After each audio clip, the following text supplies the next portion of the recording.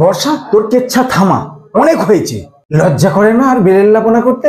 আর বর্ষা, তোকে বলি, তুই কি লজ্জা শরমের মাথা খেয়েছিস? ছি ছি ছি ছি ছি। সবাই তোর কীর্তি দেখে কি ঘেন্না কি ঘেন্না। তোর এই কীর্তি দেখে আমাদের তো লজ্জায় মাথা কাটা যাচ্ছে, আর তুই ভেঙ্গিপনা করে যাচ্ছিস। বলি, সময়ে আসবি, সময়ে চলে যাবি, দেখবি তোর ইজ্জত থাকবে রে। গান বাজলো কি বাজলো না, ঝমঝম করে নৃত্য শুরু করে দিবি, আবার সঙ্গে সঙ্গে গুরুম গারাম বাজনা। বলি, 5 মাস ধরে পব্য চলছে, এবার তো থাম।